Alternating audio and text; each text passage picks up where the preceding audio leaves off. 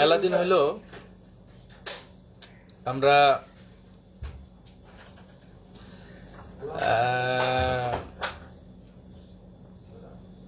Wash করি না,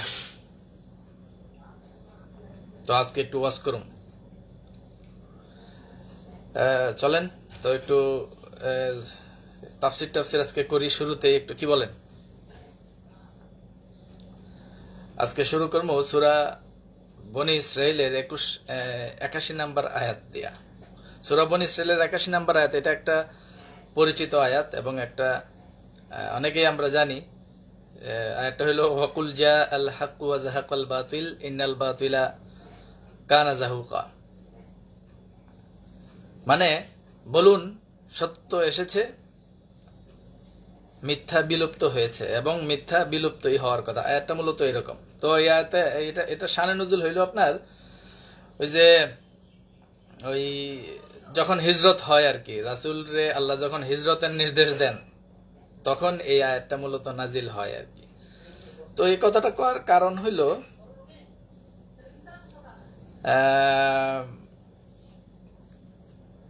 সম্প্রতি আমরা একটা জুম মিটিং দেখলাম, আপনাদের নিশ্চয়ই মনে আছে। তো ওই সাম্প্রতিক জুম মিটিং এর সার্বিক বিষয় নিয়ে আজকে আমরা একটু হালকা আলোচনা করব আর কি। তো ওইটাই বলতেছিলাম যে আসলে সত্য এসেছে, মিথ্যা বিলুপ্ত হয়েছে। বলার কারণ হলো এটা যে গত এক যুগ আমরা মানে বিভিন্ন গল্প গুজব, বিভিন্ন বিষয়ে অনেক ক্যাসেটই আমরা শুনছি, কিন্তু এই 12 বছরের ক্যাসেট, এই গত পরশু দিনের যে জুম মিটিং গেল, এক জুম মিটিং এ কিন্তু এই 12 বছরের ক্যাসেট কিন্তু ফুস। মানে ওই যে সত্য যখন আসছে, মিথ্যা কি হয়ে গেছে? বিলুপ্ত হয়ে গেছে। তো যাই হোক, তো এই সার্বিক বিষয় সবকিছু মিলে আমি আমার পূর্বের একটা ধারণা, আমি আর আগেও দু একবার আপনাকে বিভিন্নভাবে কইছি, আপনিও আজকেও কই, সেটা হইল সৌদি আরবের থেকে দেলোয়ার শিকদার যোগ দিয়েছেন। জি ধন্যবাদ। তো মূলত আমার ব্যক্তিগত পারসেপশন আর কি, যে মানে শেখ মুজিবুর লগে রফিকুল আমিনের একটা দারুণ মিল আছে। এই মিল অবশ্য আমি অনেক আগেই খুঁজে পাইছি। তো গত পরশু আমগো 3 জন ফাউন্ডার ডিরেক্টরের ওই যে জুম মিটিংটা হইল, এই জুম মিটিং এর পরে মানে আমি এই মিলটা আরো গভীরভাবে আমি এই মিলটা খুঁজে পাইছি। কিরকম? ধরেন শেখ মুজিব 9 মাস কোনো যুদ্ধ না করেই কিন্তু মুক্তিযুদ্ধের নেতা হয়ে গেছে। তো ঠিক একই রকম ওই সেম ভাবে ধরেন রফিকুল আমিনও 10% 20% কাজ করে 100%-এর ক্রেডিট নিয়ে নিছে। এটা গত জুম মিটিং এর সার্বিক আলোচনাগুলা বিস্তারিত জানার পরে এই বিষয়টা আমরা আরো ক্লিয়ারলি বুঝতে পারছি। ওই যে দেখেন না, এই যে অর্থনৈতিক মুক্তির বাগদত্তা, তারপরে আধুনিক বাংলাদেশের রূপকার, আরো কত কি এই যে হয়েছে আর কি এতদিন। তো গত দিনের যে জুম মিটিংটা গেল, এই জুম মিটিং এর মাধ্যমে কিন্তু সব তথ্য কিন্তু ফাঁস হয়ে গেছে, সব কিন্তু এখন ফকফকা। মানে আমরা এতদিন তো খালি রফিকুল আমিনের ক্যাসেট শুনছি, তো এখন আমরা ধরেন আমগো 3 ফাউন্ডার ডিরেক্টরের সমস্ত বক্তব্য এবং সার্বিক বিষয়গুলো শোনার পরে রফিকুল আমিনের আসল চেহারা এখন আমগো কাছে ফকফকা এবং আমগো কাছে একদম পরিষ্কার। আখতারুজ্জামান ভাই বলছেন কেমন আছেন? জি ভালো আছি আলহামদুলিল্লাহ। যাই হোক, আমি মানে আমার ব্যক্তিগত পারসেপশন আরো একটা বিষয়, আসলে রফিকুল আমিন হইতেছে একটা ব্লাফ মাস্টার। বিভিন্নভাবে মিথ্যা বয়ান দিয়া, ভুজুং বাজুং দিয়া, এই মিথ্যা বয়ান দিয়া গত এক যুগ সে এই 45 লাখ ডিস্ট্রিবিউটরে অন্ধকারে রাখছে। কিন্তু ওই যে ওয়াকুল জা আল হক ওয়া যাহাকাল বাতিল ইন্নাল বাতিলা কানা যাহুকা, যতই যাই করুক না কেন, যখন সত্য আসবে মিথ্যা কিন্তু কি হয়ে যাবে? বিলুপ্ত হয়ে যাবে। এবং তাই হয়েছে। মোখলেসুর রহমান লিখছিলেন সেই জুম হয়েছিল, চরম সত্য উপস্থাপন করা হয়েছে। শরীফুল ইসলাম পলাশ মেহেরপুর থেকে, জি ধন্যবাদ। নাসির উদ্দিন কাতারের লিখেছেন কোথায় বঙ্গবন্ধু আর কোথায় রফিকুল আমিন বাটবার। না, একটা এক্সাম্পল দিলাম আর কি। যাই হোক, আপনি তো আবার আওয়ামী পন্থী, আমার কথায় হয়তো বা একটু মনে তাকলিফ হয়েছে আপনার। যাই হোক, আমি একটা উদাহরণ দিলাম আর কি। এনিওয়ে, তো গত পরশুর মিটিং এর পরে কিন্তু সব এখন সিচিং ফাক। আপনারা কিন্তু অলরেডি এই যে ওনাদের যে বক্তব্যগুলো, এগুলো কিন্তু ওই ইউটিউবে আসছে, ভিডিওতে আসছে, ফেসবুকে অনেক জায়গাতে কিন্তু আসছে। তো সব যে সিচিং ফাক হয়ে গেল, এই জন্য আমরা আমাদের 3 অনারেবল ফাউন্ডার ডিরেক্টর জনাব লায়ন মোহাম্মদ গুফরানুল হক, জনাব সাইদুর রহমান এবং জনাব মেজবাউদ্দিন স্বপন, আমাদের এই 3 জন সম্মানিত প্রতিষ্ঠাতা পরিচালককে ধন্যবাদ জানাই যে ওনারা অ্যাকচুয়াল তথ্যগুলো খুব ক্লিয়ারলি আমাদের সামনে উপস্থাপন করছেন এবং ওনাদের ব্যাপারে যে অভিযোগগুলো ছিল, এই অভিযোগগুলো খুব চমৎকারভাবে ওনারা ডিফেন্ড করছেন। এবং ওনারা কিন্তু এই তথ্যগুলো বলার সাথে সাথে ওনারা কিন্তু চ্যালেঞ্জও জানাইছেন যে পারলে রফিকুল আমিন এই কথাগুলোর চ্যালেঞ্জ করুক। তো যাই হোক, ওনারা কি কইছেন না কইছেন সেই বিষয়গুলোই আজকে আমরা একটু সামারাইজ ফরম্যাট নিয়ে, মানে আমি ওনাদের টোটাল বক্তব্যগুলা আমি একটা সামারি টানছি এবং একটা সামারাইজ ফরম্যাট তৈরি করছি। এট এ গ্ল্যান্স বলতে পারেন আজকে এই বিষয়গুলো আমরা একটু পর্যালোচনা করব।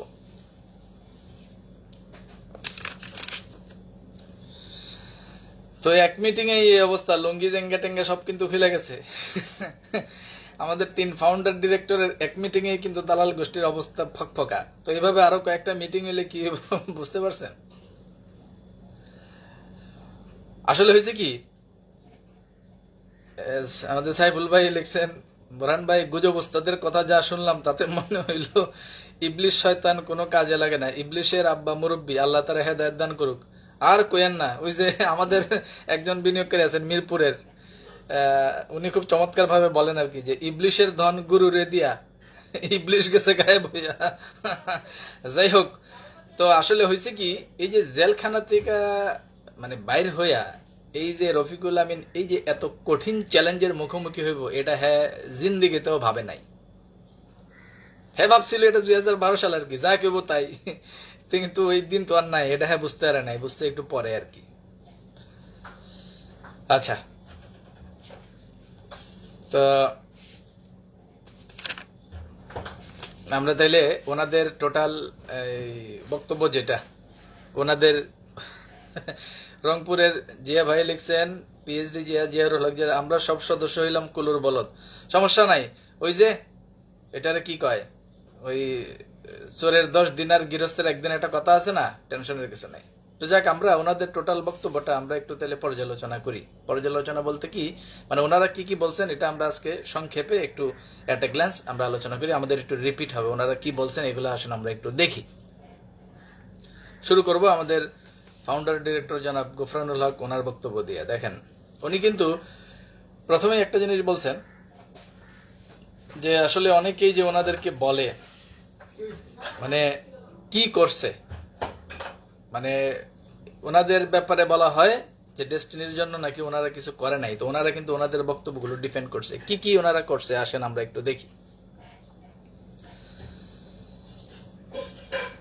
তো আমরা একটু শুরুর দিকে যাই, পিছনের দিকে যাই।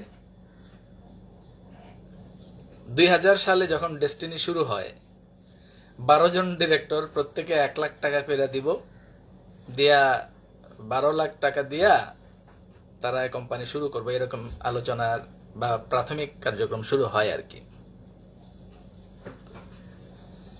তো এরপরে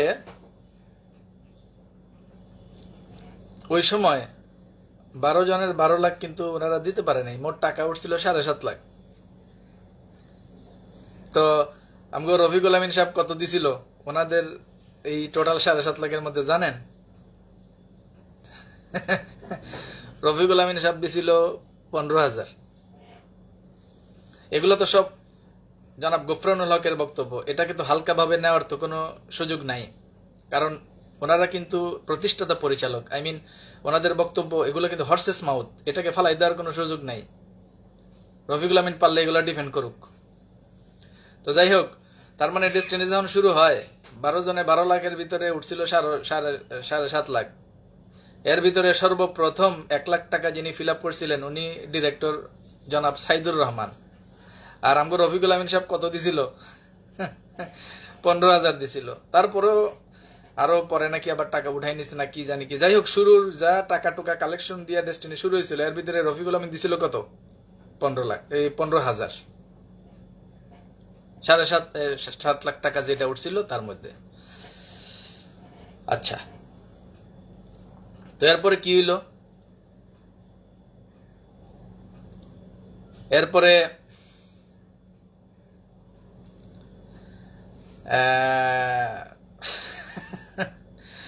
চট্টগ্রামের ব্যবসা দিয়ে মূলত ডেস্টিনির বিজনেসটা দাঁড়াইলো, চট্টগ্রামের ব্যবসাটা বেশি হইতো।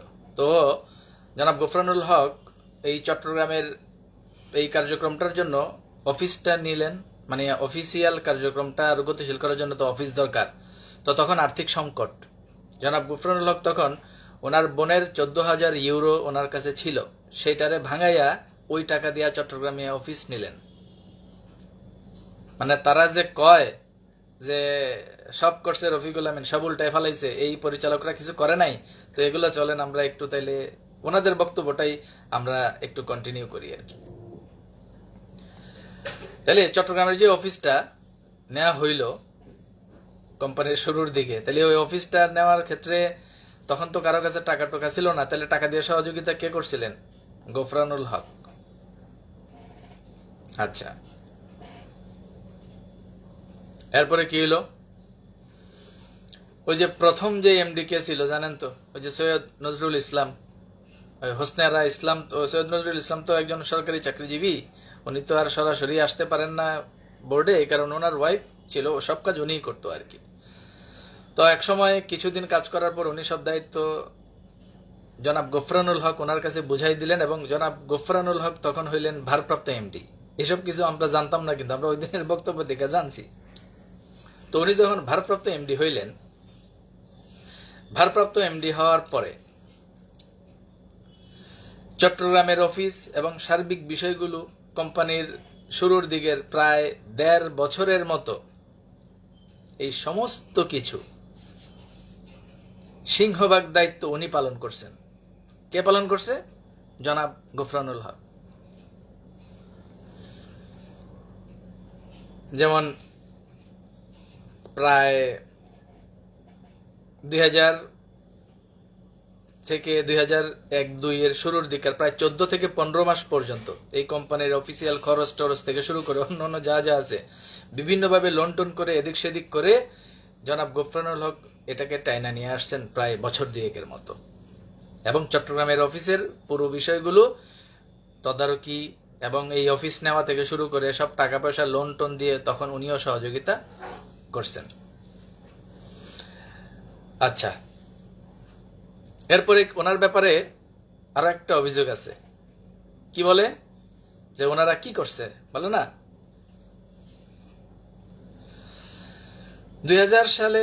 2012 সালের যে ঝামেলা হইল, ঝামেলার পরে ওনাদেরকে প্রস্তাব দেয়া হয়েছিল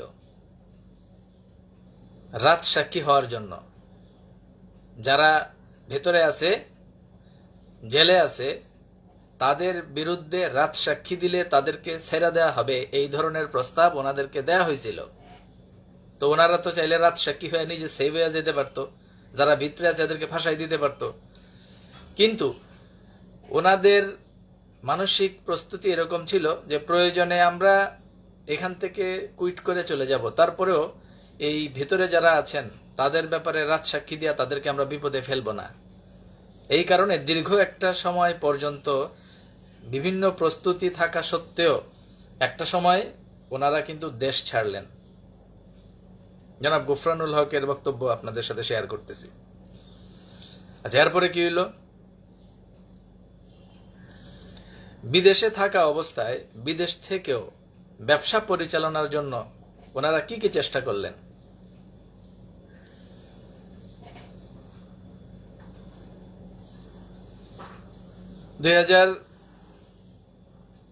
তেরো সালের দিকে ওনারা এই যারা ভিতরে আছে তাদের জামিনের জন্য ওনারা 50 লক্ষ টাকা দিলেন।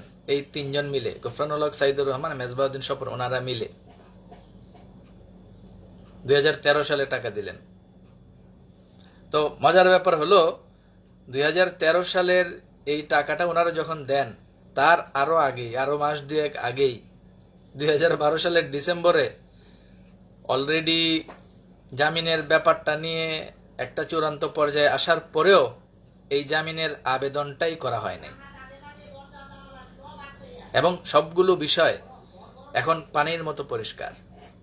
আমি জাস্ট এই ব্যাপারটা আপনাদের সাথে একটু শেয়ার করি। এগুলার সব ডকুমেন্টারি আমাদের কাছে আছে। আমি ওই টোটাল পিটিশনটা, জামিনের যে ব্যাপারটা বা জামিনের আপিলটা যেন আদালতে উপস্থাপন করা না হয়, এইটার ব্যাপার নিয়ে যে আসলে সত্যিকার অর্থেই যে আসলে জামিনের ব্যাপার নিয়ে আবেদনই করা হয় নাই, আবেদনটা উইথড্র করা হয়েছে বা আবেদনটা জমা দেওয়ার ব্যাপারে আপত্তি জানাইছেন পিটিশনাররা, সেই বিষয়টা আমি একটু হালকা আপনাদের পড়ে শোনাই, তাহলে বুঝতে পারবেন। এটা কিন্তু আমার কথা না, জনাব গোফরানুল হক ওনার বক্তব্যে যা যা বলছেন। তাহলে আসেন আমরা একটু শুনি। In the supreme court of Bangladesh high court division, criminal miscellaneous jurisdiction, 13ই December 2012, justice M Enayetur Rahim and justice MD আকরাম হোসেন চৌধুরী। তো ওনারা কি বলতেছেন? ওই যে আলোচনা শুরুতেই আজকে বলছি, আসলে সত্য যখন আসবে মিথ্যা বিলুপ্ত হবে। এটা তো দেখেন 2013 সালের কিচ্ছা কাহিনী, 12 সালের কিচ্ছা কাহিনী, এক যুগ পরে হইলেও কিন্তু সত্য সব এখন পরিষ্কার পানির মতো। কি আছে এখানে দেখেন, ক্রিমিনাল মিসসেলেনিয়াস কেস নং 45457 of 2012, arising out of Kalabagan Police Station, case nong 31 July 2012, corresponding to GR nong 125 of 2012, now pending in the Court of Chief Metropolitan Magistrate, Dhaka. চাঁপাইনবাবগঞ্জের মনির ভাই লিখছেন, রফিকুল আমিন কোম্পানির শেয়ার থেকে অনেক টাকা বেশি উঠিয়ে নিয়েছে। কোম্পানি ধ্বংস করার মূলে হচ্ছে উনি কোম্পানির কাছে লোন নিয়েছে, লোন পরিশোধ করবে না, তার জন্য পায় তারা। আরো আছে, এগুলো যে বলতেছে আমি বললে শুনবেন। তো এই যে দেখেন, যে মানে আমি ওই রিট পিটিশনের বিষয়টা আমি একটু আলোচনা করতেছি আর কি। এর পরের পয়েন্টে কি লেখা আছে, this is an application under section 498 of the code of criminal procedure for enlarging the accused petitioners in Kalabagan Police Station. Case nong 33, dated 31 July 2012, corresponding to GR nong 125 of 2012 under section 4/23 of the Money Laundering Act 2012, now pending in the Court of Chief Metropolitan Magistrate, Dhaka. এটুকের সারমর্ম যদি আমরা একটু বলি, এতক্ষণ তো ইংরেজিতে কইলাম, এখন আমরা একটু হালকা বাংলায় যদি আমরা এটা বুঝি আর কি, মানে খাঁটি বাংলায় যদি বলি আর কি, মানে বিষয়টা হইল যে ক্রিমিনাল প্রসিডিউর এর 498 সেকশন এর যেই ধারা, সেই ধারায় যে মামলাটা হয়েছিল কলাবাগান থানায় 31 জুলাই 2012-তে, মানি লন্ডারিং এর যে মামলাটা হয়েছিল, যার জিআর নং 125 মানে 125, তো এই মানি লন্ডারিং মামলার এই সার্বিক যে ব্যাপারটা, এইটার ইস্যুটা পেন্ডিং আছে চিফ মেট্রোপলিটন ম্যাজিস্ট্রেটের কোর্টে 2012 সালের এই ঘটনায়, এটাই বলা হয়েছে।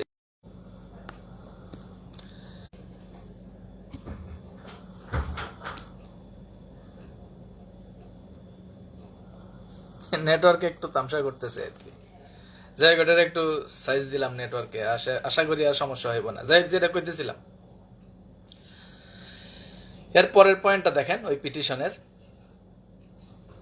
Heard mister Abdul Basit Majumder, the learned advocate of the petitioners, মানে যারা আমগো ওই যে শীর্ষ কর্মকর্তা হ্যাগো অ্যাডভোকেট আর কি, এটাই কইতেছে আর কি।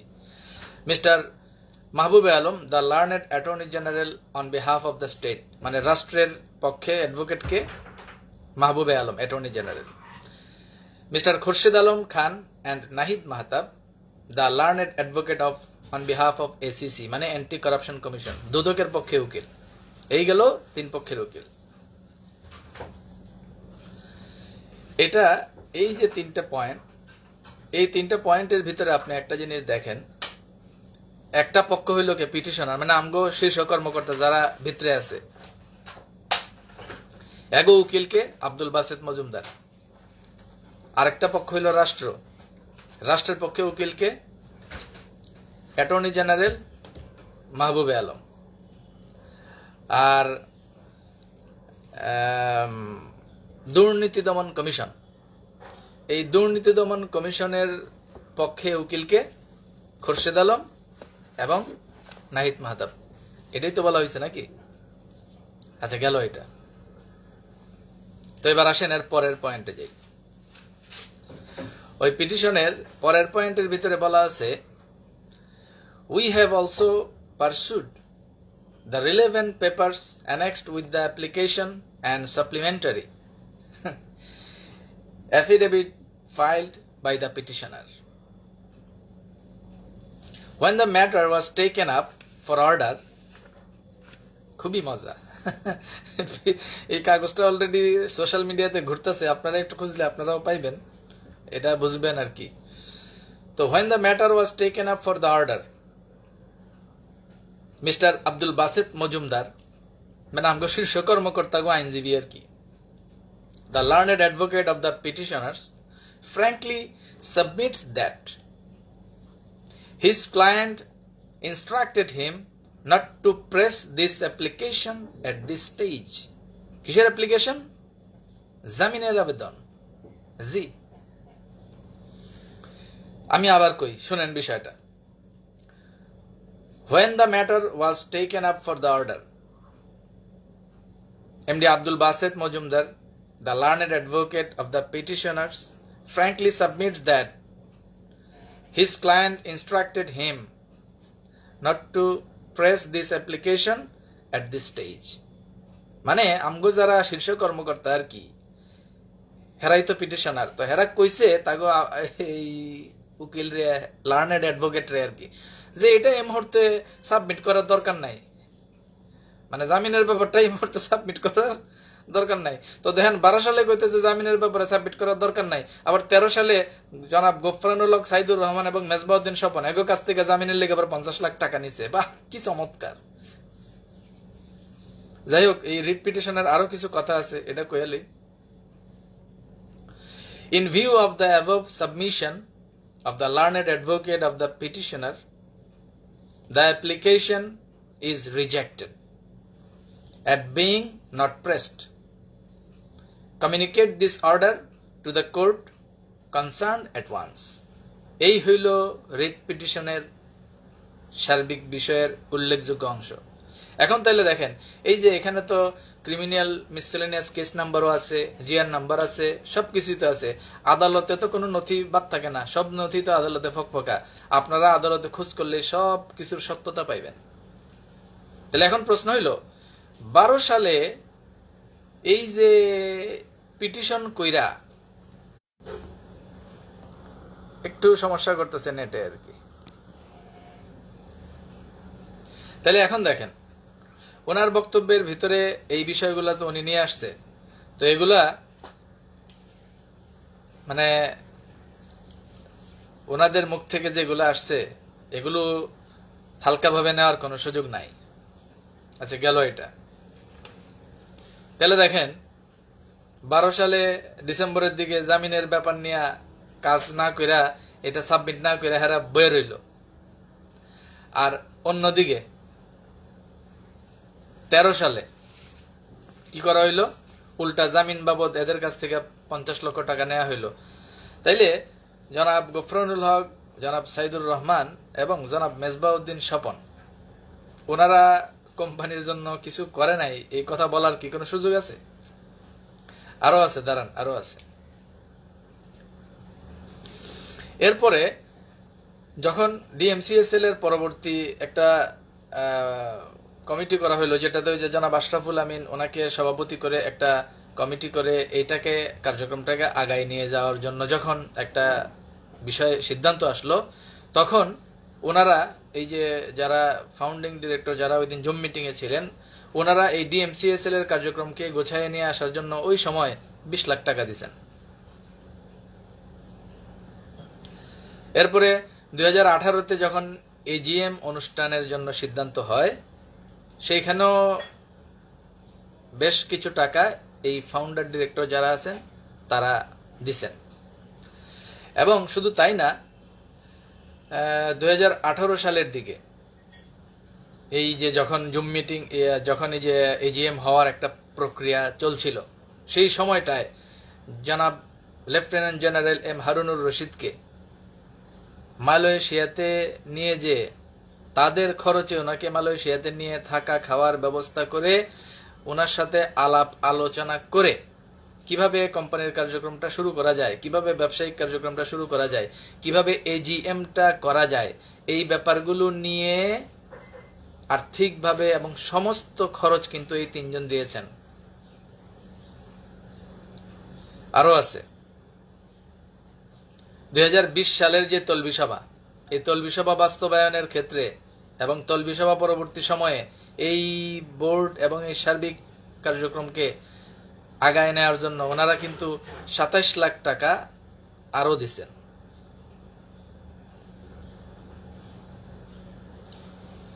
তো ওই যে বলে না, বাটপারের গোষ্ঠী যে বলে যে এরা কিছু করে নাই, এগুলোই আর কি। আরো আছে, কইতেছি তারা।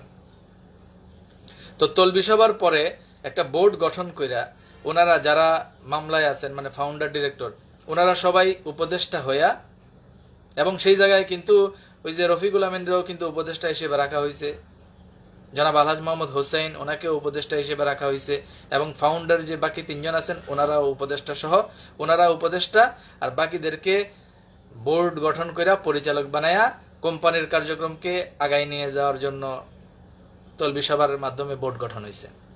এগুলো কে করছে? এগুলো রফিকুল আমিন করছে? ডেস্টিনির জন্য এই তিনজন নাকি কিছু করে নাই? আরো আছে, দাঁড়ান।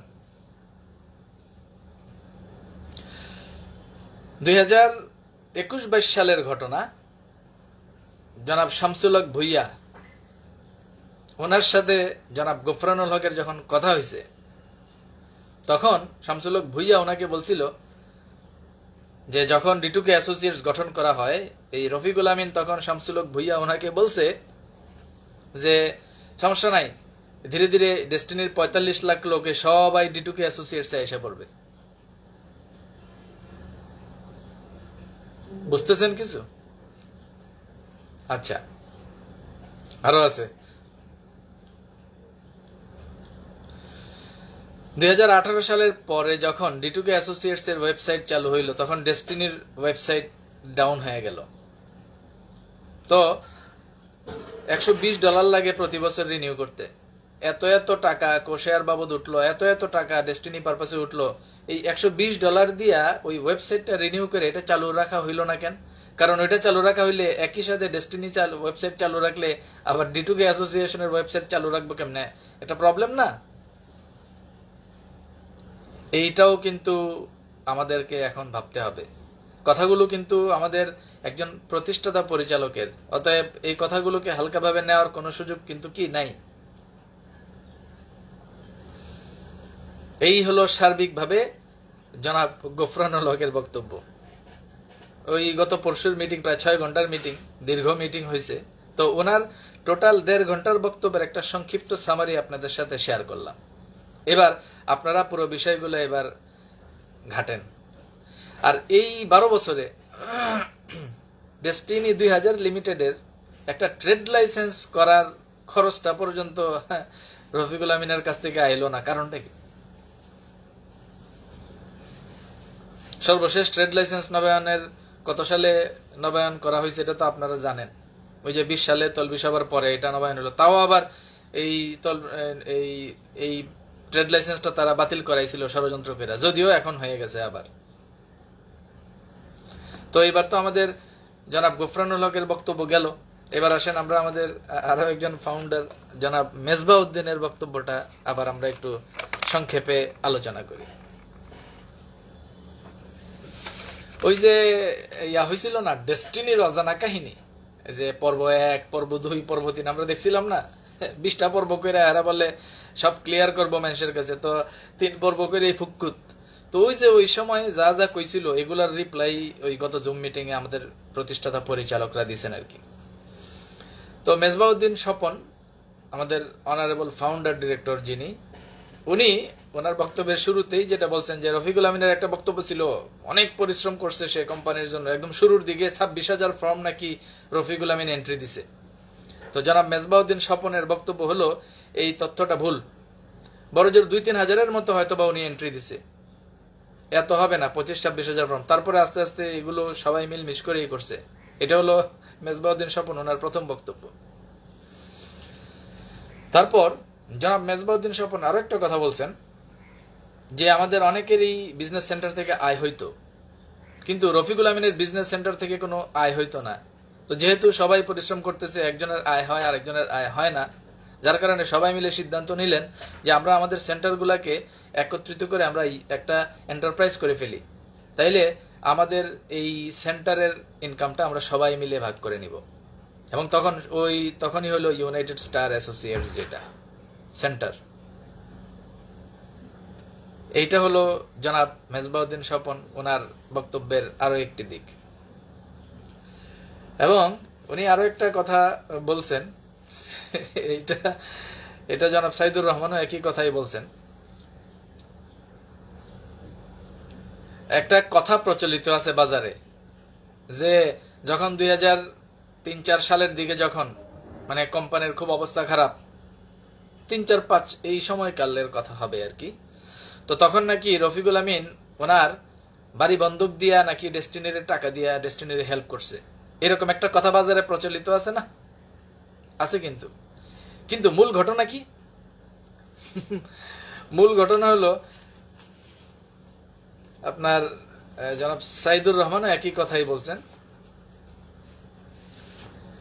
2003-4-5 সাল দিকের ওই সময়কার ঘটনাগুলো আর কি। তো বাড়ি বানানোর জন্য, নিজের বাড়ি বানানোর জন্য রফিকুল আমিন কোম্পানি থেকে একটু একটু করে নিতে নিতে প্রায় 39,73,000 টাকা লোন নেন ডেস্টিনি থেকে। তো ওই টাকাটা দিয়ে উনি কি করে, ওনার বাড়ি বানায় পুরান ঢাকায়, যেটা সম্ভবত ওইটাই আর কি। তো পরবর্তীতে যখন কোম্পানির টাকা দরকার, পরিচালকরা সবাই মিলে যখন বলল যে আপনি টাকা দেন, তখন উনি কি করলো, ডেস্টিনি থেকে লোন নিয়া যেই বাড়ি বানাইছিল ওই বাড়ি তখন ব্যাংকে বন্ধক দিয়া 40 লাখ টাকা নেয়, নিয়া ওই টাকাটা ডেস্টিনিরে ফেরত দেয়। তার মানে কি, ডেস্টিনির কাছ থেকে যে লোন নিছিল সেই লোনের টাকাটা উনি ফেরত দিছে, কিন্তু মার্কেটে ছড়াইছে কি, মার্কেটে ছড়াইছে যে কোম্পানির ক্রাইসিসে নিজের বাড়ি বন্ধক দিয়া সে ডেস্টিনিরে হেল্প করছে।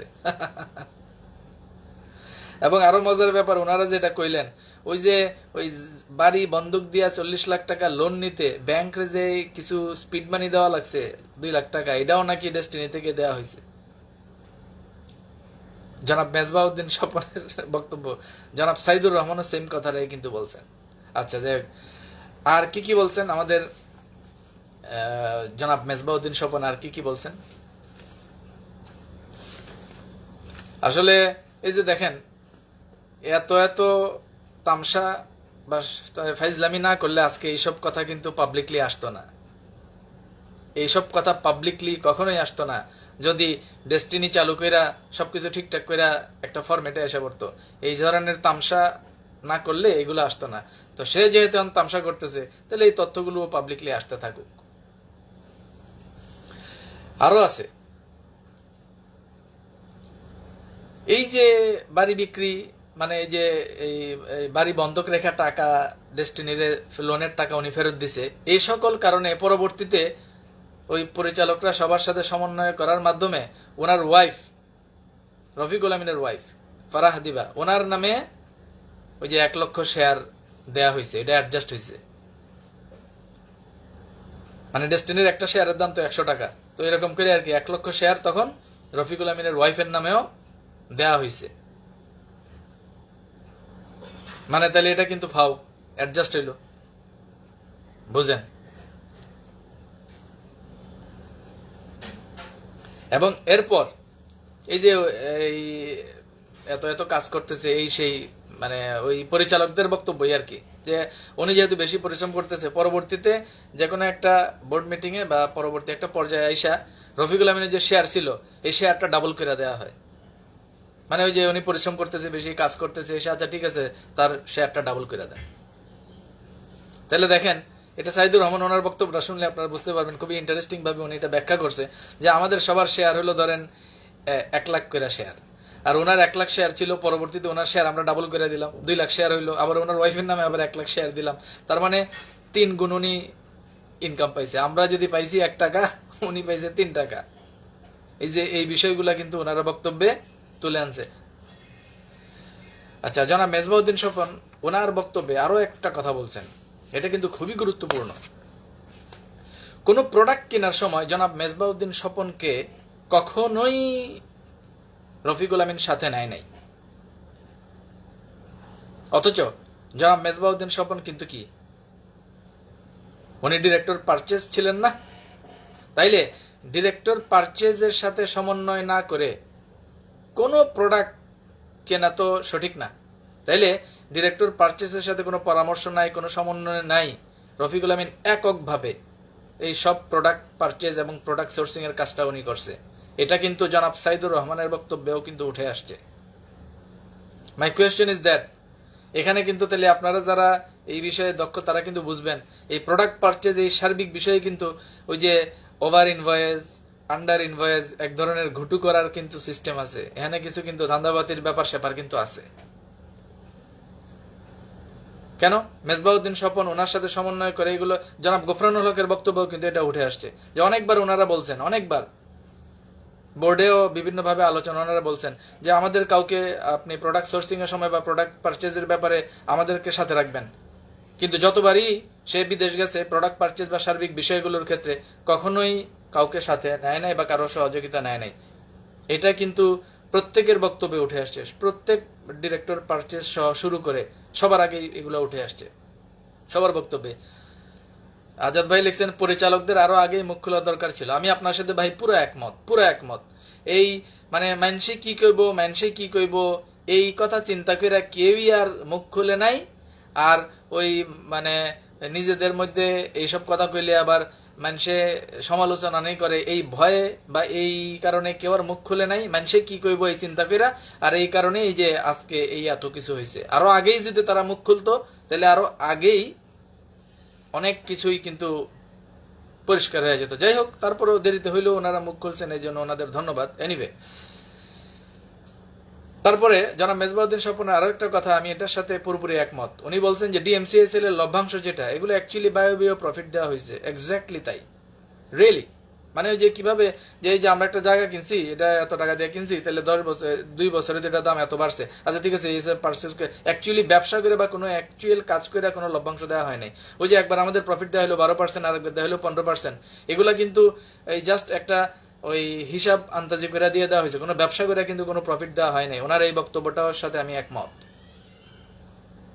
জনাব মেজবাউদ্দিন স্বপন আরো কি বলছেন শুনেন। ওই যে মূলত ওই কর্নেল শহীদের যে জায়গাটা, যেটা নিয়ে ওই যে হেরা কিচ্ছা কাহিনী কয় যে তারেক সিদ্দিকের লগে নাকি ক্যাসাল হয়েছে, এই সেই কারণে তারে ধরছে, অনেক কিছু কয় না এই যে হেরা বিভিন্ন বক্তব্যে। এই যে প্রচ্ছায়া লিমিটেড এর জায়গাটা কেনার ক্ষেত্রে বোর্ড মিটিং এ কয়েকবার সকল পরিচালকরা ভেটো দিছে যে এটা কেনার দরকার নাই, কাগজপত্রের সমস্যা আছে। কিন্তু তারপরেও সবার সিদ্ধান্ত বা সবার পরামর্শকে উপেক্ষা কইরা রফিকুল আমিন এই মাল্টিপারপাস থেকে টাকা দিয়া এই প্রচ্ছায়া লিমিটেডের এই টাকা, যেটা যে উনি বলে যে 78 কোটি টাকা না কত টাকা জানিয়ে দিছে। অথচ এই যে মাল্টিপারপাসের বা এই সার্বিক কার্যক্রমের যে কোনো নিয়ম অনুযায়ী আপনি 30% সর্বোচ্চ পেমেন্ট করতে পারেন। এবং যখন সাফ কবলা করে রেজিস্ট্রি করে পুরো জায়গাটা আপনি দলিল বুঝা নেবেন, তখন বাকি 70% দিবেন, অথচ 78 কোটি টাকা তারে দিয়ে দেওয়া হয়েছিল। তাহলে দেখেন, বোর্ডের কোন সিদ্ধান্তকে তোয়াক্কা না করে এককভাবে এই কাজটা উনি করছে, রফিকুল আমিন এই কাজটা করছে। এটা জনাব মেজবাউদ্দিন ওনার বক্তব্যে তুলে ধরছেন। তারপরে দেখেন আরো একটা কথা যেটা বলছে যে এই তিনজন নাকি ব্যাংক থেকে টাকা টোকা তুলে নাকি বিদেশ চলে গেছে। তো এই যে এই কথাটা যে বলে, এই ক্রাইসিস শুরু হওয়ার পরে ওনারা ভিতরে যাওয়ার আরো অনেক আগেই তো ব্যাংক অ্যাকাউন্টগুলো অফ হয়ে গেছে। মানে রফিকুল আমিনের ব্যাংক অ্যাকাউন্ট যেদিন সিজ হয়েছে, বাকি সবার ব্যাংক অ্যাকাউন্ট তো একই দিনই তো সিজ হয়েছে। তাহলে উনি যদি টাকা তুলতে না পারে, তাহলে বাকিরা কেমনে টাকা তুলছে?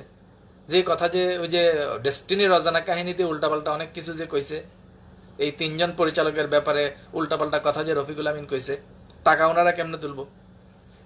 এবং জনাব মেজবাউদ্দিন স্বপন আরো একটা কথা বলছেন যে অগ্রিম বেতন উনি নিয়ে নিত, মানে ধরেন মাস শেষ না হইতেই এই অগ্রিম বেতন উনি নিয়ে নিত। এগুলো তো অন দ্য রেকর্ড, এগুলো কিন্তু হর্সেস মাউথ, প্রতিষ্ঠাতা পরিচালকদের বক্তব্য। এগুলা অবশ্যই বিনিয়োগকারী হিসেবে আমাদের গুরুত্ব সহকারে নেওয়া উচিত। তারপরে উনি আরো একটা কথা বলছেন যে এই যে লেখালেখি যখন চলে, তার ওই সময় উনি জনাব মেজবাউদ্দিন স্বপন, জনাব সাইদুর রহমান এবং জনাব গফরানুল হক তিনজনের কাছ থেকে 3 কোটি টাকা নেন। জনাব গফরানুল হকের বক্তব্য ওনার কাছ থেকে 1 কোটির আরো বেশি হয়তো নেওয়া হয়েছে। যাই হোক, আমরা 3 কোটি ধরি। তো যেদিন ব্যাংক অ্যাকাউন্টটা ফ্রিজ হবে, এর আগের দিন নাকি ওনাকে চেক দেওয়া হয়েছে ওই 1 কোটি টাকার। মানে রফিকুল আমিন ওনাকে চেক দিছে আর কি, দিয়া বলছে এই যে টাকাটা শোধ করে দিলাম। তো উনি পরের দিন ব্যাংকে টাকা তুলতে গেছে, গিয়ে দেখে ব্যাংক তো ততক্ষণে কি অ্যাকাউন্টগুলো কি হয়ে গেছে, অ্যাকাউন্ট ফ্রিজ হয়ে গেছে। তার মানে জনাব মেজবাউদ্দিন স্বপন, জনাব সাইদুর রহমান এবং জনাব গফরানুল হক, ওনারা রফিকুল আমিনের কাছে এখন তিনজনে 3 কোটি টাকা পায়। তারপরে জনাব মেজবাউদ্দিন স্বপনের নামে আরো একটা অভিযোগ দেওয়া হয়েছে যে ওনার কাছে নাকি 600 কোটি টাকা আছে। এই সার্বিক বিষয়ের কারণে ওনার উপর দিয়ে অনেক হ্যাসেল গেছে। এবং অ্যাকচুয়ালি ওনার বক্তব্যের সাথে আমি, উনি যেটা বলছেন যে আসলে একসাথে 600 কোটি টাকা তো ডেস্টিনি গ্রুপেও কখনো হয় নাই। মানে টাকা আসছে, এদিকে জায়গা কিনা হয়েছে, টাকা আসছে, এই খরচ হয়ে গেছে, একসাথে 600 কোটি টাকা তো ডেস্টিনি গ্রুপেও একসাথে হওয়ার সম্ভাবনা নাই। সেক্ষেত্রে আমি একসাথে 600 কোটি টাকা কেমনে আত্মসাৎ করলাম? ওই যে ওনার ব্যাপারে একটা অভিযোগ দিছে আর কি। তারপরে ওই যে উনি বলছেন যে টাকা পাচারের ব্যাপার যেটা বেশি, জনাব মেজবাউদ্দিন স্বপন বলছেন আমাদের তো ডুয়েল সিটিজেনশিপ নাই, আমরা তো শুধু বাংলাদেশেরই নাগরিক। বরং রফিকুল আমিন ডুয়েল সিটিজেনশিপ, ওনার কানাডায় সিটিজেনশিপ ছিল, বাংলাদেশেও ছিল। তো সেই হিসেবে টাকা বাইরে পাঠাইলে উনি পাঠাইতে পারে, আমরা কেন পাঠাবো? আমাদের তো বাইরে কেউ নাই, কোনো সিটিজেনশিপও নাই। কথা সত্য। এবং উনি আরো একটা সুন্দর কথা বলছেন যে রফিকুল আমিন যে বলে এমডিসিও হইলেই টাকা ফেরত দিবে, কিভাবে দিবে? আদালতের নির্দেশনা যদি না দেওয়া হয়, এমডিসিও কেন, মহাসিও হইলেও টাকা ফেরত রফিকুল আমিন দিতে পারবে না, কেউই দিতে পারবে না আদালতের সুস্পষ্ট নির্দেশনা না থাকলে। জনাব মেজবাউদ্দিন স্বপনের এই বক্তব্যটার সাথেও আমি একমত। এবং উনি আরেকটা মজার কথা বলছেন যে জেলে থাকা অবস্থায় বা পিজিতে বা বারডেমা থাকা অবস্থায় রফিকুল আমিন কোন কোন বিকাশে টাকা নিত, ওটা নাকি বিশ্বনাথ আবার করে জানাই দিত। বাহ, কি মজা! শুনলাম ইদানিং নাকি বিশ্বনাথে আবার তার মানে 7 থেকে নাকি বাদ দিয়ে দিছে রফিকুল আমিন, শুনলাম। যাই হোক, এটা বোঝা যাইব পরে আর কি।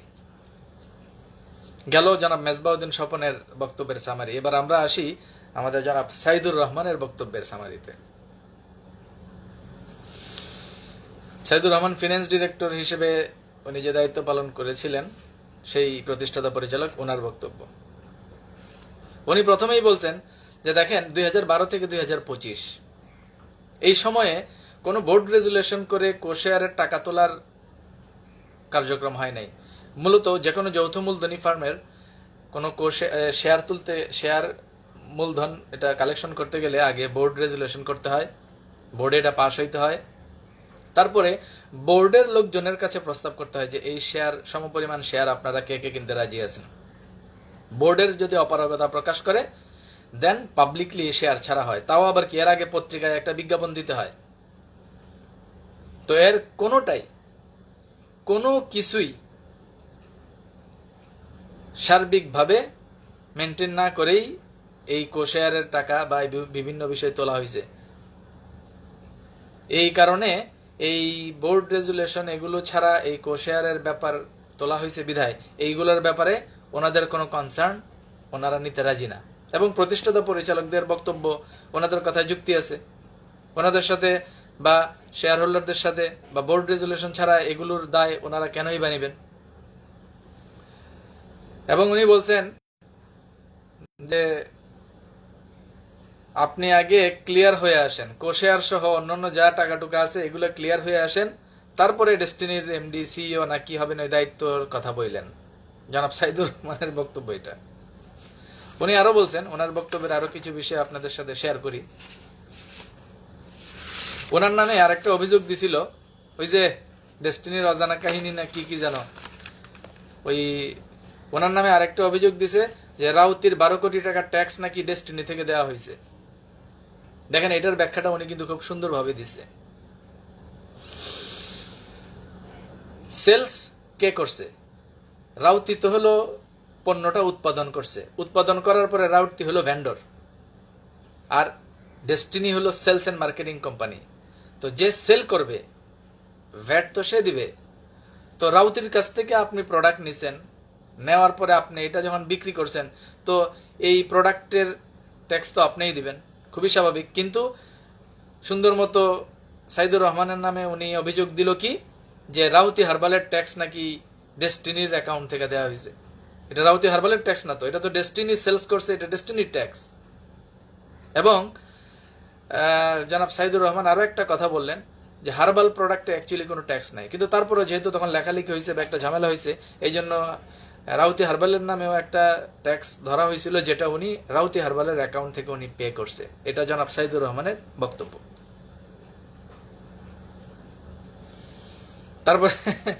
তারপরে আরো একটা কথা বলছে যে জনাব সাইদুর রহমান নাকি 20 কোটি টাকা নিছে। তো অ্যাকাউন্টে তো কোনো টাকাই ছিল না, তো এখান থেকে টাকাটা কিভাবে নিবে? অ্যাকাউন্ট তো বন্ধ হয়ে গেছে। মানে যা মন চায়, যা খুশি তাই, যা কিছু করার করছে আর কি। তো এতদিন তো ধরেন সাইদুর রহমান, মেজবাউদ্দিন স্বপন এবং জনাব গফরানুল হক ওনারা কিছু বলে নাই, তো ওনারা এখন যখন যা বলা শুরু করছে, এই যে দেখেন এখন সব কিন্তু এই যে আমাদের মতো সাধারণ বিনিয়োগকারীরাও এখন এই সব তথ্য জানতেছি। এত তলের খবর তো আমাদেরও জানার কথা ছিল না। তো ওই যে ওই কামড়া কামড়ি করছে দেখেই তো এখন সব তলের খবর বাড়াইতেছে। এত তামসা না কইরা সুন্দর মতো সব কার্যক্রম স্বাভাবিকভাবে চালু হয়ে গেলে সবাই ব্যবসা নিয়ে ব্যস্ত থাকতো, তাইলে আর আজকে এইসব পাবলিকলি উঠে আসতো না। এই যে এগুলো যে এখন ফাঁস হইতেছে, এগুলোর জন্য তো ওই রফিকুল আমিনের এই খাসলতি দেয়। যাক, বাড়িছে যেহেতু আমরা এগুলোতে আরো ভালো করে ডিসকাস করি। তারপরে আরো একটা অভিযোগ দিছে জনাব সাইদুর রহমানের নামে, যে উনি নাকি বাই ব্যাক পলিসি, মানে ওই যে এক প্রোডাক্ট নাকি অনেকবার বিক্রি করছে। মানে ওই যে ধরেন একজন একটা প্রোডাক্ট কিনছে, কেনার পরে উনি এই প্রোডাক্টটা ড্রপ করছে, করে তার পয়েন্টটা হিট করে এই প্রোডাক্টটা আবার কম দামে নাকি সাইদুর রহমানের কাছে দিয়ে দিছে, উনি নাকি আবার ওইটা ডেস্টিনির কাছে নতুন দামে বিক্রি করছে। তো এখানে ওনার বক্তব্য হলো যে আমি 45 লক্ষ লোকের সহ চ্যালেঞ্জ দিলাম। রফিকুল আমিনকে উনি ওপেন চ্যালেঞ্জ করছে যে 45 লক্ষ লোকের সহ আমি ওপেন চ্যালেঞ্জ করলাম, একটা সিঙ্গেল প্রমাণ যদি রফিকুল আমিন দিতে পারে, উনি ওপেন চ্যালেঞ্জ করছে। তো পারলে রফিকুল আমিন এটার একটা প্রমাণ দেখ। এবং জনাব সাইদুর রহমানের বক্তব্য হলো যে আমার কাছে এরকম বেশ কয়েকটা ইস্যু নিয়ে অনেকেই আসছিল। চাঁপাইনবাবগঞ্জের মনিরুল ইসলাম মনির ভাই লিখছেন, ডেস্টিনি বন্ধ করার পরিকল্পনা যার ভেতরে আছে, নাম ভাঙিয়ে দল গঠন। রাইট। জয়পুরহাট থেকে মাসুম রেজা, জি ধন্যবাদ। তাহলে দেখেন উনি তো ওপেন চ্যালেঞ্জ করছে, জনাব সাইদুর রহমান তো ওপেন চ্যালেঞ্জ করছে যে একটা সিঙ্গেল প্রমাণ পারলে দিয়ে দেখাক। বরং আরো কয়েকজন গেছিল অনেকেই তার কাছে এই যে কম দামে প্রোডাক্টগুলো বিক্রি করার জন্য, উনি এটা নেয় নাই এবং উনি তাদেরকে ধমকায়া বিদায় করে দিছে। এটা হলো জনাব সাইদুর রহমানের বক্তব্য। এবং আরো একটা কথা বলছে যে ওই যে ওই অ্যাকাউন্ট থেকে টাকা উঠায় নিয়ে যে বিদেশ চলে গেছে, মার্চ মাসের পরে কেউ তো আর বিদেশই যায় নাই। তাইলে ওই রফিকুল আমিন বিদেশ গেল, আর সাইদুর রহমান কিভাবে টাকা নিলেন? মানে ওই যে আরেকটা বক্তব্য দিছে রফিকুল আমিন যে সে বিদেশ গেছিল আর এই ফাঁকে নাকি অ্যাকাউন্ট থেকে সাইদুর রহমান টাকা তুলে নিছে। তো মার্চে লেখালেখি হওয়ার পরে তো কেউ আর বিদেশি যায় নাই, সবাই তো দেশেই। তাইলে রফিকুল আমিন বিদেশ গেল কবে, আর সাইদুর রহমান অ্যাকাউন্ট থেকে টাকা তুললো কিভাবে? এই যে এই মিথ্যা কথাগুলো যে রফিকুল আমিন বলছে, এগুলার দাঁত ভাঙ্গা জবাব কিন্তু ওনারা দিছে। এখন পারলে রফিকুল আমিন এগুলো ডিফেন্ড করুক।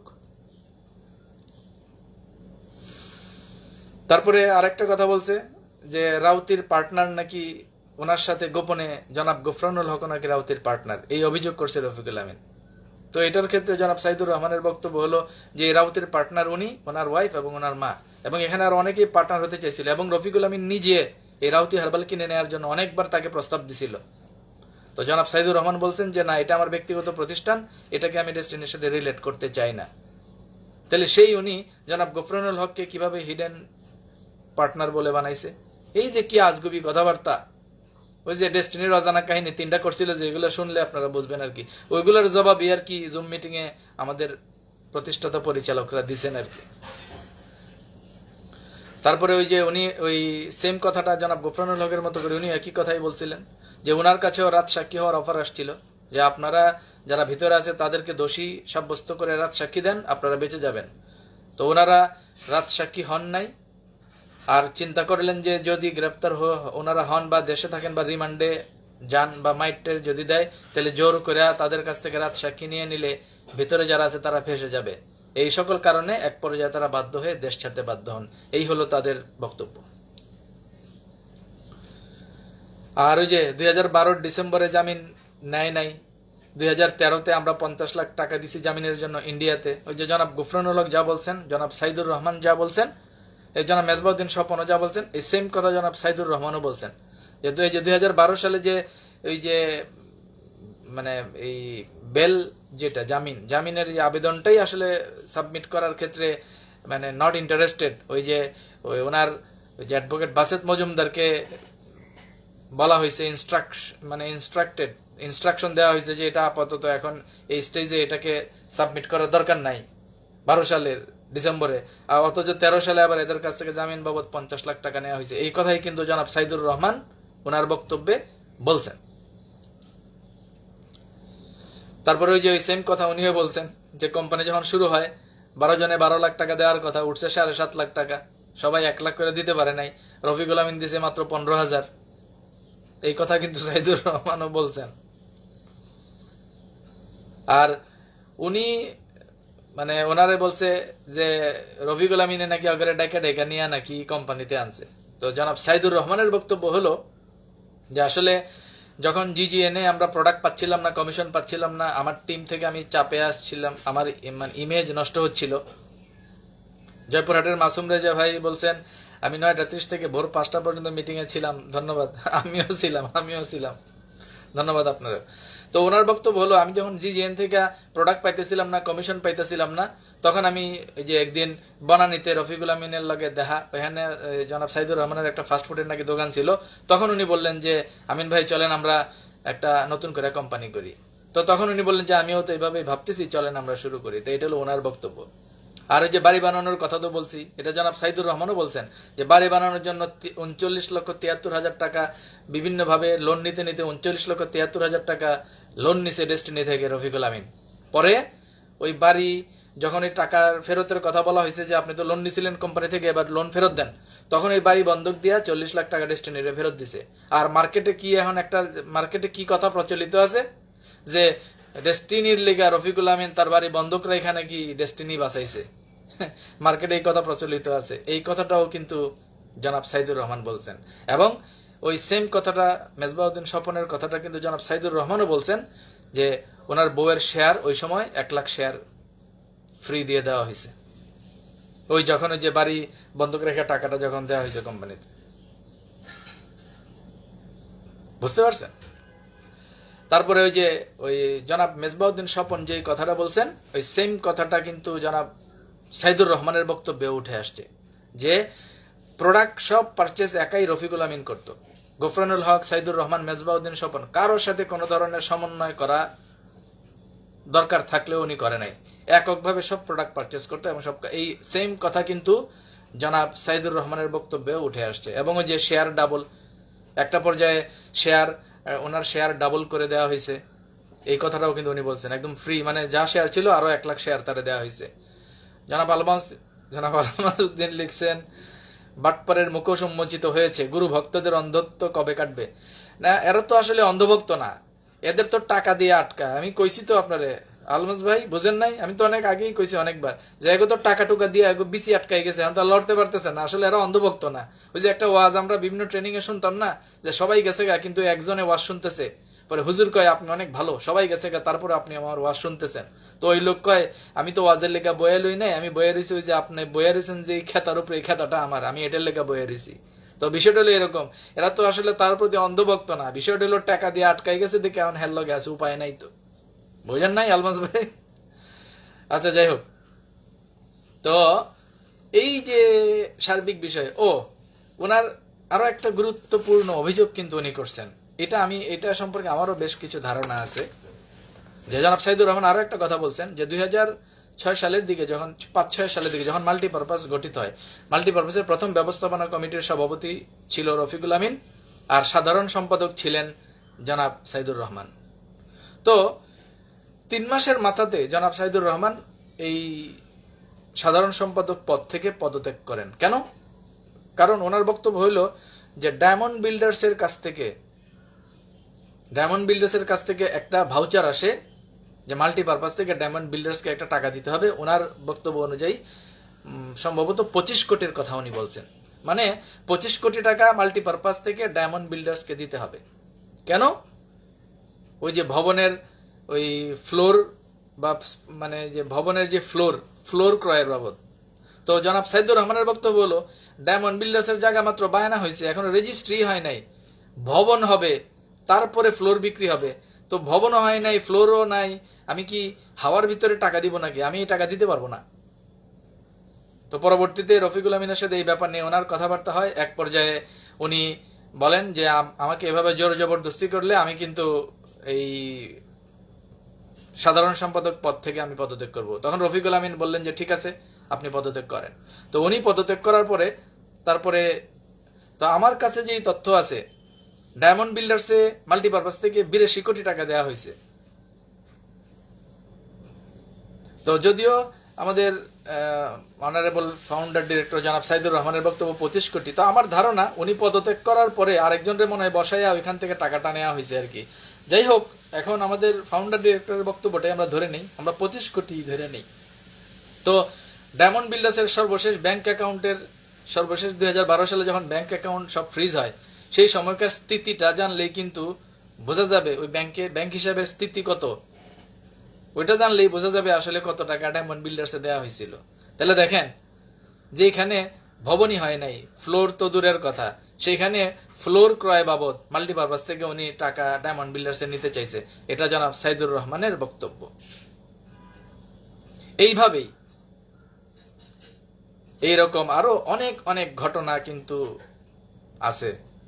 কক্সবাজারে হোটেল নিয়ে আমি বিভিন্ন কথা কইছি, তারপরে মাল্টিপারপাসের আরো কত কিচ্ছা কাহিনী আছে, এগুলো কইলাম না। আর কত কিছুই তো জানা আছে, কত কিছুই তো আমগো তথ্য আছে আমগো কাছে। যাই হোক, তাহলে এই যে দেখেন, আজকের আলোচনার মূল বিষয়টাই ছিল এটা, যে আমাদের 3 জন ফাউন্ডার ডিরেক্টর, মানে 12 বছর রফিকুল আমিন যে ক্যাসেট বাজাইছে, ওনাদের 3 ঘন্টার ক্যাসেটে রফিকুল আমিনের 12 বছরের ক্যাসেট শেষ। ওই যে ওয়াকুল জা আল হক ওয়া যাহাকাল বাতিল ইন্নাল বাতিলা কানা যাহুকা।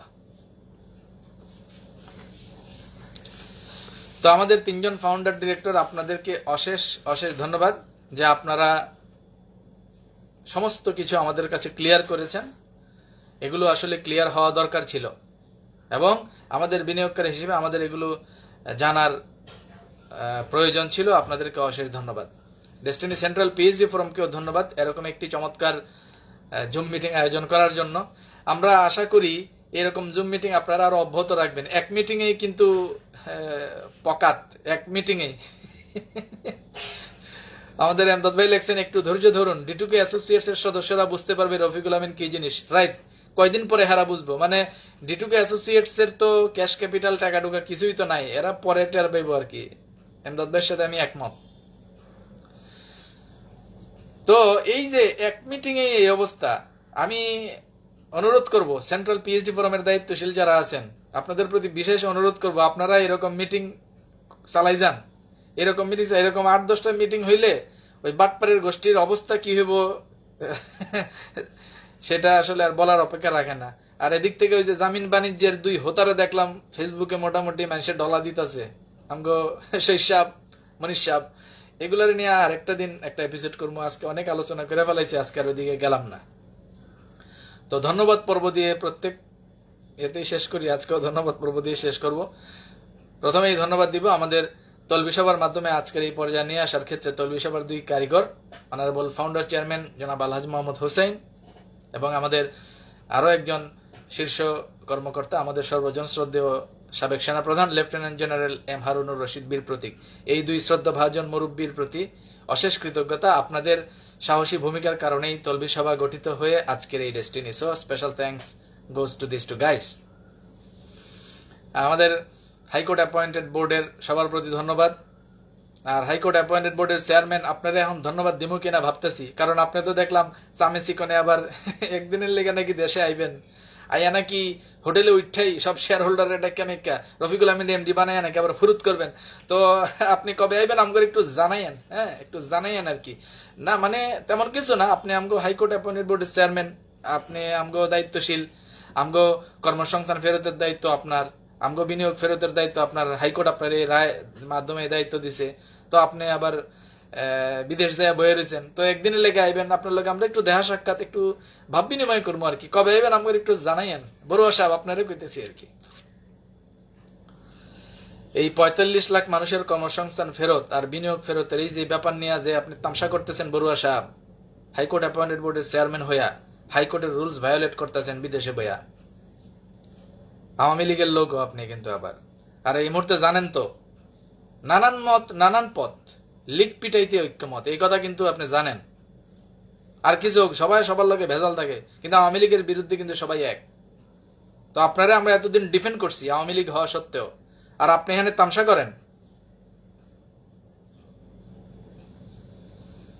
দ্রুত ব্যবসা চালু করার ব্যাপারে উদ্যোগ নেন, আর নয়তো বিনিয়োগকারীদের অবস্থান থেকে যে উদ্যোগ আইব এটা সামলাইয়েন। বড়ুয়া সাহেব, প্রশান্ত ভূষণ বড়ুয়া আমগো চেয়ারম্যান, যে আপনার আজকে আপনারা আর ধন্যবাদ দিতে পারলাম না, কারণ আপনার যেই অবশ্য আপনি একটা বেনিফিট অফ ডাউট পাইতে পারেন, কারণ রফিকুল আমিন আর সিরাজুল মনিরের যে বক্তব্যটা ছিল ওই বক্তব্যে অবশ্য আপনার কোনো ভয়েস নাই। মানে এমনও তো হইতে পারে রফিকুল আমিন মিসা কইতেছে, এই কারণে একটা ডাউট অফ বেনিফিট আপনি পাইতে পারেন। কিন্তু এই ব্যাপারে আপনার একটা আনুষ্ঠানিক বিবৃতি দিয়ে এটা ক্লিয়ার করা দরকার ছিল যে আপনি আসলেই একদিনের লেগে আয়া রফিকুল আমিন এমডি বানাবেন, এই ধরনের কোনো কথা ওনারে কইছেন কিনা। কিন্তু আপনি আনুষ্ঠানিকভাবে কোনো বিবৃতি বা এসব কিছু দেন নাই, আপনার অবস্থান ক্লিয়ার করেন না, তো আমরা তো আপনারা সন্দেহ করবই। যাই হোক, আজকে আপনারা ধন্যবাদ দিতে পারলাম না। ব্যবসা চালুর ব্যাপারে দ্রুত উদ্যোগ নেন, তাইলে আবার ধন্যবাদ দিব। আর আমাদের ফাউন্ডার ডিরেক্টর যারা আছেন আপনাদের প্রতি অশেষ কৃতজ্ঞতা যে আপনারা গত মিটিং এর মাধ্যমে আমাদের বিনিয়োগকারীদের অনেক অজানা তথ্য জানানোর মাধ্যমে আমাদেরকে সত্য মিথ্যার পার্থক্যটা আরো ক্লিয়ার ভাবে ক্লারিফাই করে দিয়েছেন, এই জন্য আপনাদেরকে ধন্যবাদ। আর হাইকোর্ট অ্যাপয়েন্টেড বোর্ডের যারা এখন শেয়ার হোল্ডিং ডিরেক্টর আছেন, আপনারা দ্রুত ব্যবসা চালু করেন, বল এখন আপনাকেও কোর্টে, দ্রুত ব্যবসা চালু করেন, আদারওয়াইজ উদ্ভূত পরিস্থিতি সৃষ্টি হইলে দায় কিন্তু আপনাকে উপরে যাইব, মনে রাখেন। গাইবান্ধার খোকন ভাই, শহীদুল ইসলাম খোকন ভাই লিখছেন এখন স্টেটমেন্ট কবে চালু হবে? স্টেটমেন্ট উইদিন 3 to 5 ডেজ চালু করতে হবে, এটা আমাদের দাবি। আমরা উইদিন শর্ট টাইম, আমরা যেহেতু এখন আমাদের আর কোনো জটিলতা নাই, আর 25 তারিখে লাইসেন্সের 1 মাস হয়ে গেছে, হয়তোবা আমরা এটার একটা খবর হয়তোবা পেয়ে যাব। আদালত আমাদেরকে লাইসেন্স দিলেও সমস্যা নাই, না দিলেও সমস্যা নাই, কারণ ওই যে হাইকোর্ট থেকে স্টে অর্ডার নিয়ে ব্যবসা করার একটা সুযোগ আছে। বাংলাদেশে অনেক কোম্পানি কিন্তু এভাবে ব্যবসা করতেছে, আর আমাদের সমস্ত কিছু ওকে। অতএব ব্যবসা পরিচালনার ক্ষেত্রে আর কোনো বাধা যেহেতু নাই, সেহেতু আর ধুনুভুনু করার কোনো সুযোগ আর কাউকে দেওয়া হবে না। অ্যাজ আর্লি অ্যাজ পসিবল ব্যবসা করার জন্য দ্রুত সিদ্ধান্ত নেন। হাইকোর্ট নিযুক্ত বোর্ডে যারা শেয়ার হোল্ডিং ডিরেক্টর আছেন আপনারা নামটা আজকে আর কইলাম না, এটা নিয়ে পরে আর একদিন স্পেশাল আর একটা এপিসোড করবো না।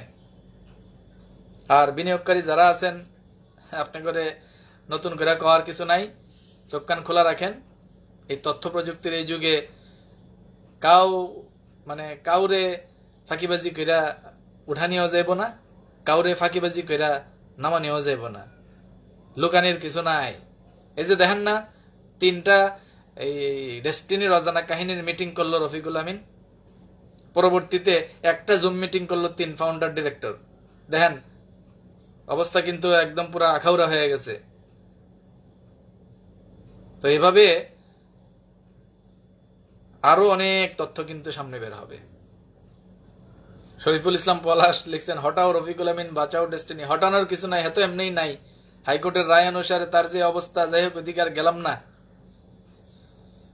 তো বিনিয়োগকারী যারা আছেন চোখ কান খোলা রাখেন আর কথা বলেন। তবে আমি ধন্যবাদ জানাই, অনেকেই এখন কথা বলতেছেন। আগে হয়তো বা হাতে গোনা কয়েকজন কথা বললেও এখন অনেকেই কিন্তু কথা বলতেছেন, লেখালেখি করতেছেন, ফেসবুক লাইভ করতেছেন। এগুলো করতে হবে। আর এখানে ওই যে কাউরে এত তেলানোর সময় নাই। তো আমরা হইলাম পাওনাদার আর হেরা হইল দেনাদার। তো দেনাদারের ব্যাপারে কথা কইতে আবার কি বালের ভয়?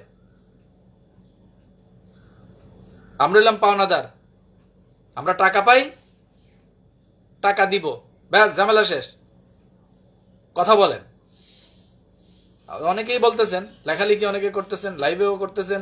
পিএইচডি ফোরামের জিগরি ভাইদেরকেও ধন্যবাদ। আপনাদের পিএইচডি ফোরাম আগের চেয়ে অনেক শক্তিশালী, আপনারাও মিটিং করতেছেন এবং আপনারা আরো অনেক গোছালোভাবে কাজ করতেছেন। আপনাদেরকেও অশেষ অশেষ ধন্যবাদ। আর বিনিয়োগকারী যারা আছেন আপনারা আপনাদের হাতের কাজটা চালাই যান। Dean verification, dean activation, NFC কার্ডের অর্ডার থেকে শুরু করে সার্বিক যে কাজগুলো আছে এগুলো আপনাদের মতো চালাই যান। আর ওই যে আমি তো আগেই কইছি, আমাকে এখন আর তেমন কিছু করার নাই। পয়সা ফেক, তামাশা দেখ, কইছিলাম না? আর রাজনীতি কইরা কি হইতেছে, হিরো আলম না কি কইলাম না? ওই দিন দেখলাম যে বিএনপির ফজলু আছে না, ওই যে যারে কয় সবাই, এই ফজলু দেখলাম রফিকুল আমিনের নিয়ে কি এক বয়ান দিছে। আরো অনেকেই বয়ান টাইন দিতেছে। তা রাজনীতি করতেছে, করতে দেন। আপনি বিনিয়োগকারী হিসেবে আপনার হাতের কামটা চালাই যান। আমাদের এই প্রতিষ্ঠানে এখন হক প্রতিষ্ঠার সময় চলে আসছে। আমাদের এই প্রতিষ্ঠানে এখন ইনসাফ প্রতিষ্ঠার সময় চলে আসছে। ডেস্টিনিতে এখন হক প্রতিষ্ঠা হবে ইনশাআল্লাহ। ডেস্টিনিতে এখন ইনসাফ প্রতিষ্ঠা হবে। ডেস্টিনিতে এখন মাজলুমের বিজয় হবে এবং ডেস্টিনিতে জালিমের চূড়ান্ত পতন হবে। সেই সময় আসন্ন। আর আমরা যারা আমাদের প্রতিবাদ চালিয়ে যেতেছি, হকের পথে কথা বলতেছি, ইনসাফের কথা বলতেছি, আমরা আমাদের কথা বলতেছি, বলতেই থাকব। আমাদের এই প্রতিবাদ, আমাদের এই অ্যাক্টিভিজম আগেও চলতেছিল, এখনো চলতেছে, সামনেও চলবে। কারণ ডেস্টিনি কারো বাপের না।